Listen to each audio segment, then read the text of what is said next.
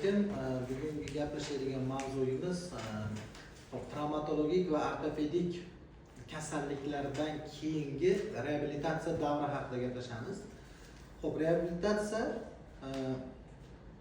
juda ham muhim ahamiyatga ega bo'lgan bir jarayon hisoblanadi. Qachon reabilitatsiya kerak bo'ladi va kimlarga kerak bo'ladi degan tushuncha bor.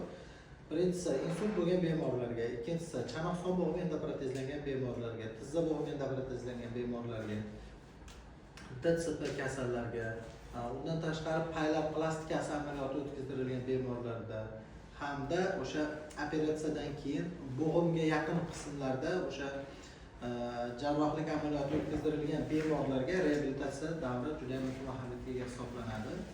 Reabilitatsiya bu faqatgina massaj yoki bo'lmasa fizioterapiya davo muolajalaridan iborat emas.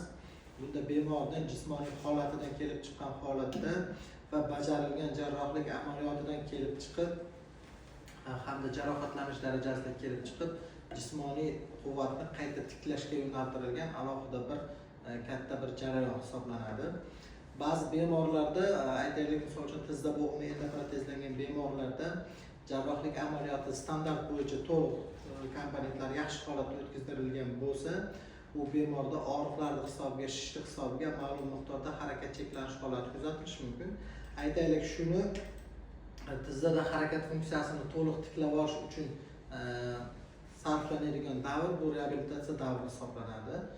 Ushbu davrda maxsus reabilitolog mutaxassislar bilan birgalikda o'tkaziladigan bo'lsa, bemor uchun ham, shifokor uchun ham yaxshi bo'ladi. Sababi operatsiyaning rezultati ba'zan reabilitatsiyaga bog'liq bo'ladi.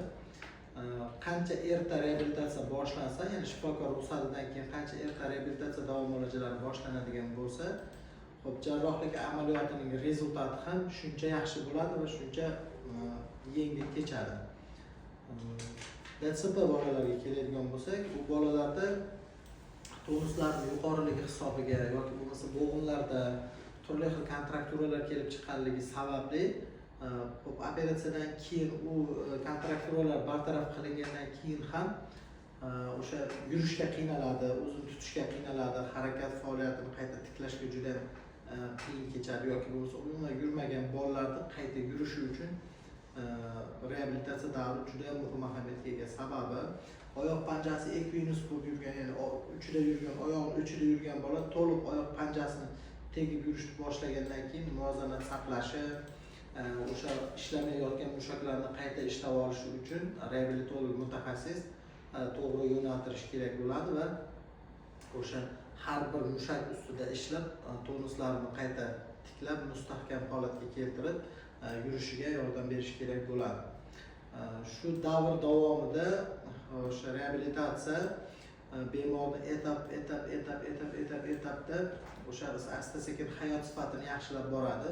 Albatta bu birdaniga bo'lib qoladigan jarayon emas. Ba'zi kasalliklarda 6 oy, 1 yilgacha reabilitatsiya qilish kerak bo'ladi. Ba'zi kasalliklarda 5-6 yilgacha reabilitatsiya qilish kerak bo'ladi. Insult bo'lgan bemorlarda uzoqroq muddat davomida reabilitatsiya qilish kerak bo'ladi. Agar sizda qandaydir bo'g'imga yaqin qismingizda yoki tug'ma kasalliklardan keyin o'sha kontrakturalar rivojlangan bo'lsa, albatta o'z yashash hududingizda yaxshi reabilitolog mutaxassis topib, reabilitologga qatnasangiz, siz va davlat shifokoringiz ko'zlagan maqsadlarga oson yetar va sizning hayot sifatingiz juda ham yaxshilanadi.